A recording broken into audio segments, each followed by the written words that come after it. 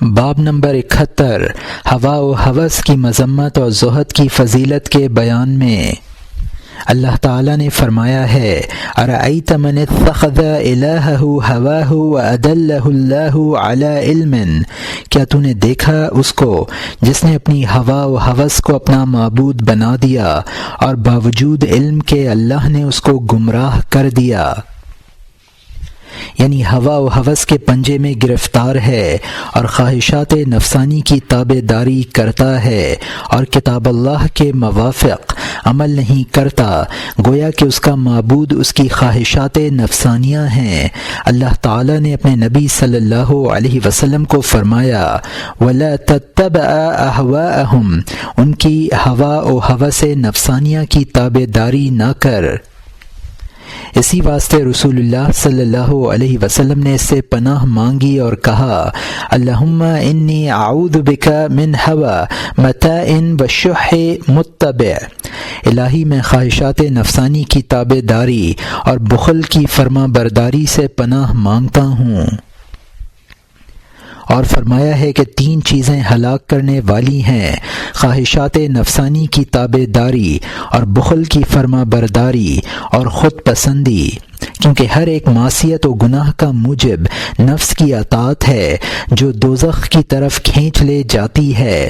بعض عارفوں کا قول ہے کہ جب 2 امر ایسے پیش آ جائیں کہ تو نہیں جانتا کہ ان میں سے ٹھیک اور درست کون سا ہے، تو جس کا رخ خواہش نفسانی کی طرف ہو اس کی مخالفت کرو اور دوسرے کو اختیار کر لو، یہی عین ثواب ہے۔ اور اسی مضمون کو امام شافعی رحمۃ اللہ علیہ نے اشعار ذیل میں ادا کیا ہے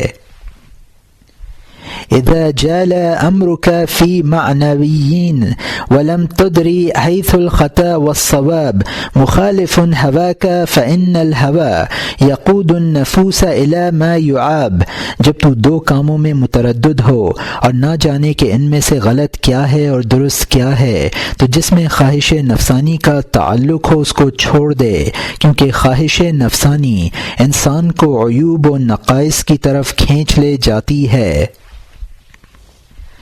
حضرت عباس رضی اللہ عنہ نے کہا ہے کہ جب تجھ پر 2 رائیں مشتبہ ہو جائیں تو ان میں سے جس کا کرنا آسان ہو اس کو چھوڑ دے، اور جس کے کرنے سے نفس پر بوجھ معلوم ہو اس پر عمل کر۔ حضرت عمر رضی اللہ عنہ سے روایت ہے کہ نفس کی مخالفت کرو کہ وہ تمہیں برائی کی طرف کھینچتا ہے، سچی بات بھاری اور کڑوی معلوم ہوتی ہے، جھوٹ ہلکا اور آسان معلوم ہوتا ہے، گناہ کا ترک کرنا بنسبت توبہ کے بہتر ہے، 1 ساعت شہوت کی نظر کی لذت طویل رنج و الم کا موجب بنتی ہے۔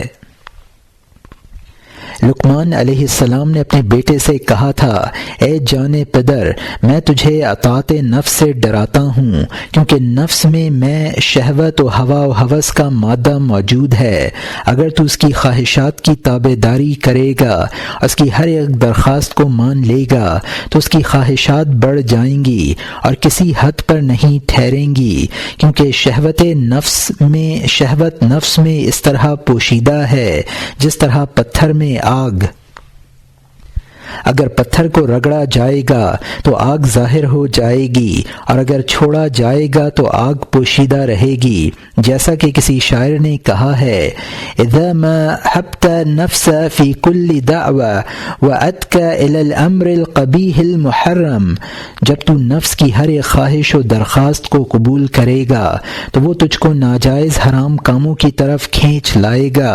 کسی دوسرے نے کہا ہے اذا انت لم تعص الهوى قادك الهوى إلى كل ما فيه عليك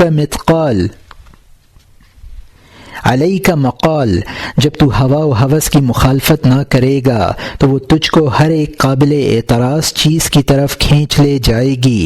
کسی دوسرے کا قول ہے وَأَعْلَمْ بِأَنَّكَ لَن تُسَوِّدُ لَن تَرَى طرق رشاد اذا تبعت هواك، یاد رکھ کہ اگر تو اپنی خواہشات نفسانی کی پیروی کرے گا تو ہرگز راہ ہدایت و سعادت نہ پائے گا۔ کسی کا قول ہے إذا شئت إتيان المحامد كلها ونيل الذي ترجوه من رحمة الرب فخالفوا هو النفس المسيئة أنه لأدأ وأروى من هوى الحب هما سبب حتف الهوى غير أن في هوى الحب مهما عف بعدا عن الذنب وجل المعاصي في هوى النفس فاعتمد خلاف الذي تهواه ان كنت ذالب. اگر تمام خوبیاں و فضائل اور خدا کی رحمت حاصل کرنا چاہتا ہے تو جذبات طبعیہ و خواہشات نفسانیہ کی مخالفت کر. خواہشات نفسانیہ عشق کی خواہش سے بھی زیادہ ہلاک کرنے والی ہے. خواہش نفسانی اور خواہش عشق دونوں ہلاکت کا موجب ہیں، مگر خواہش عشق میں اگر عفیف و پرہیزگار ہو جائے تو گناہوں سے دوری ہوتی جاتی ہے، اور خواہش نفسانی اگر ترقی کرتی جائے تو بہت سے گناہوں کا موجب بنتی ہے. پس اگر تو عقل مند ہے تو خواہشات نفسانیہ کی مخالفت کرتا رہ.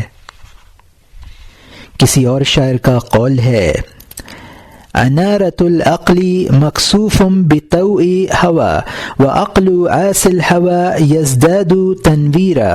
ہوا و ہوس کی اطاعت سے عقل کی روشنی دھندلی ہو جاتی ہے، اور خواہش نفسانی کی مخالفت کرنے والے کی عقل کی روشنی زیادہ ہو جاتی ہے.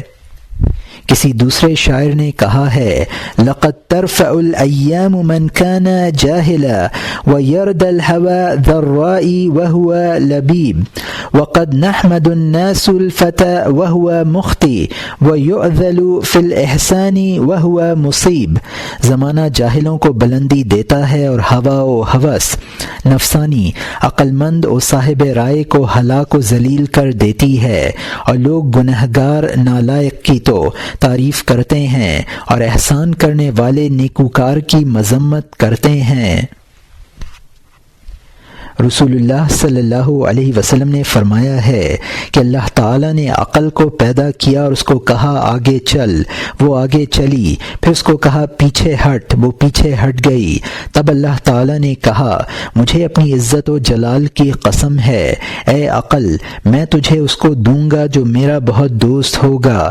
پھر جہالت کو پیدا کیا اور کہا آگے چل، وہ آگے چلی، پھر کہا پیچھے ہٹ، وہ پیچھے ہٹی، پھر کہا مجھے قسم ہے اپنی عزت و جلال کی کہ میں تجھے ان لوگوں کو دوں گا جو میرے نزدیک بہت برے ہیں. کسی نے اس مضمون کو کیا اچھا کہا ہے وقد اصاب رأيه عين الصواب من استشار عقله في كل باب وقد رأى أن الهوى مهما يحب يدعو إلى سوء العواقب والعقاب. ترجمہ، جس شخص نے ہر ایک کام میں عقل سے مشورہ دیا اس کی رائے عین ثواب ہوتی ہے. وہ جانتا ہے کہ جس قدر ہوا و ہوس کی پیروی کی جائے گی وہ اسے بد انجام اور عذاب و تکلیف کو کھینچ کر لائے گی. کسی نے کہا اذا شئت ان تخطئ وان تبلغ المنى فلا تسعد النفس مطيعة للهوى وخالف بها عن مقتضى شهواتها وإياك أن تحفل بمن دل أو غوى ودعها وما تدعو إليه فإنها لأمارة بالسوء من حم أو مدى لعلك أن تبحو من النار إنها لقاطعة الأمعاء نزاعة الشوى. اگر تو آرام کرنا اور مراد کو پہنچنا چاہتا ہے تو ہوا و ہوس کی تابع داری کرنے والے نفس کی مدد نہ کر اور اس کی خواہشات کو چھوڑ دے کہ وہ برے کاموں کے لیے امر کرنے والا ہے. تب تو دوزخ کی آگ سے بچ جائے گا جو انتڑیوں کا کاٹنے والی اور کھینچنے والی ہے. عرب کے مقولات سے ہے کہ ہوا و ہوس سرکش گھوڑا ہے جو تجھے آفات و فتنہ و فساد کی تاریکیوں میں لے جاتا ہے، اور ناگوار چراگاہ ہے جو تجھے محن و مصائب کی جگہ میں بٹھاتا ہے. بس تجھے خواہشات نفسانیہ برائیوں و گناہوں کے پنجے میں گرفتار نہ کریں۔ کسی زاہد مجرد نے سے کہا گیا کہ تو نکاح کر لے۔ اس نے کہا میں تو چاہتا ہوں اگر میں نفس کو طلاق دے سکتا تو طلاق دے دیتا، اور یہ شعر پڑھا، تجردوا من الدنیا فإنك انما سقطت الى الدنیا وانت مجرد۔ دنیا سے الگ ہو جا کیونکہ تو جب دنیا کی طرف آیا تھا تو مجرد ہی تھا۔ دنیا نیند کی حالت ہے اور آخرت بیداری کی صورت، اور موت ان کے مابین ہے، اور ہم پراگندہ خواب دیکھ رہے ہیں۔ بس جو شخص اس کو ہوا و ہوس کی آنکھ سے دیکھتا ہے وہ حیران ہوتا ہے، اور جو خواہشات کا حکم مانتا ہے وہ اپنی جان پر ظلم کرتا ہے، اور جو ان کی غایت تک پہنچنا چاہتا ہے وہ ان کی غایت کو نہیں پاتا۔ ایک حکیم نے ایک شخص کو نصیحت کی اور کہا، میں تجھے ہوا و ہوس نفسانی کی مخالفت کے لیے ہوشیار کرتا ہوں کہ ہوا و ہوس گناہوں کی کلید ہے اور نیکیوں کی دشمن ہے۔ ہر ایک خواہش نفسانی تیری دشمن ہے۔ یا الہی، ہماری قوت عقلیہ کو ہمارے قوائے شہوانیہ پر غالب کر، اور ہمیں ذلت و خواری کا ذائقہ نہ چکھا، اور آخرت سے ہمیں غافل نہ کر۔ ہمیں یہ توفیق دے کہ ہم تیرے ذکر و شکر میں مصروف رہیں۔ رسول اللہ صلی اللہ علیہ وسلم نے فرمایا ہے کہ اچھا دین پرہیزگاری ہے، اور فرمایا ہے کہ عملوں کا سردار پرہیزگاری ہے اور ہوا و ہوس سے بیزاری ہے۔ فرمایا ہے کہ تو پرہیزگار بن، پھر بڑا عابد تو ہی ہے، قناعت اختیار کر، شاکر تو ہی ہے۔ رسول اللہ صلی اللہ علیہ وسلم نے فرمایا ہے کہ جس شخص کو خواہشات نفسانی خدا کی معصیت سے باز نہ رکھے، اللہ اس کے علم کی پرواہ نہیں کرتا۔ ابراہیم رحمۃ اللہ علیہ بن ادہم کا قول ہے کہ زہد و ترک دنیا کی 3 اقسام ہیں۔ ایک زہد تو فرض ہے، وہ حرام کاموں سے باز رہنا ہے۔ دوسرا زہد وہ ہے جس میں سلامتی ہے، وہ مشکوک و مشتبہ چیز کا ترک کرنا ہے۔ تیسرا زہد افضل و اولی ہے، وہ حلال اشیاء کو بھی ترک کر دینا ہے۔ ابن مبارک رحمۃ اللہ علیہ نے کہا ہے، زہد کا اخفا کرنا ہی زہد ہے۔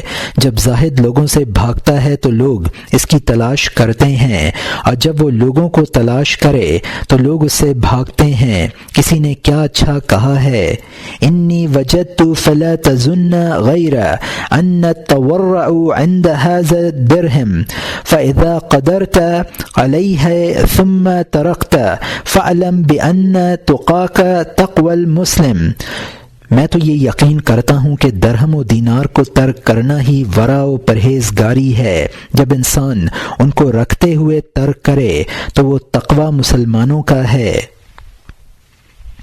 زاہد وہ نہیں ہے جو دنیا کو ترک کرے اس حالت میں جب کہ اس کے پاس دنیا کا زر و مال نہ ہو، بلکہ زاہد وہ ہے جو دنیا سے الگ ہو جب کہ اس کے پاس دنیا کا زر و مال بے شمار ہو۔ کسی حکیم کا قول ہے کہ ہم ایسی دنیا سے کیوں پرہیز نہ کریں جس کی عمر تو دراز ہے، اور نیکی اس کی پھیکی ہے، اور صفائی اس کی میلی ہے، اور امانت اس کا دھوکہ ہے۔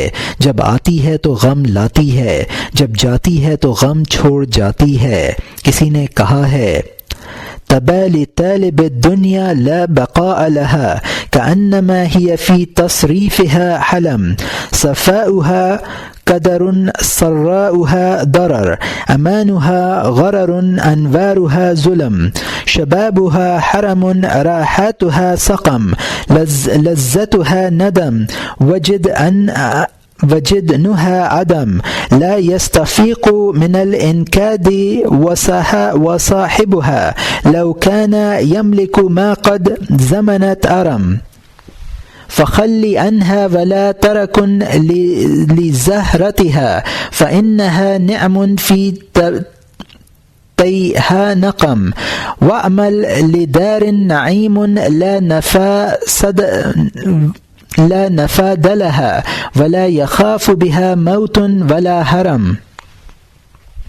افسوس ہے اس شخص کے حال پر جو فانی دنیا کی تلاش میں ہے، حالانکہ دنیا کا تغیر و تبدل ایک خواب کی مانند ہے۔ اس کی صفائی مقدر ہے، اس کی خوشی میں ضرر ہے، اس کے امن و امان میں دھوکہ ہے، اس کی انوار تاریکیاں ہیں، اس کی جوانی پیری ہے، اس کی آسائش بیماری ہے، اس کی لذت پشیمانی ہے، اس کا حصول وجود نیستی ہے۔ دنیا دار ہرگز تکلیف سے بری نہیں ہوتا، اگرچہ وہ ان ساز و سامان کا مالک ہو جو بہشت ارم میں موجود کیے گئے ہیں۔ اس دنیا کو چھوڑ دے، اس کی ظاہری خوشنمائی کی طرف مائل نہ ہو کہ وہ ایسی نعمتیں ہیں جن کے انجام میں مصائب ہیں۔ ایسے گھر کے واسطے عمل کر جس کی نعمتیں ختم نہیں ہوتی ہیں اور جس میں موت اور بڑھاپے کا کوئی خوف نہیں ہے۔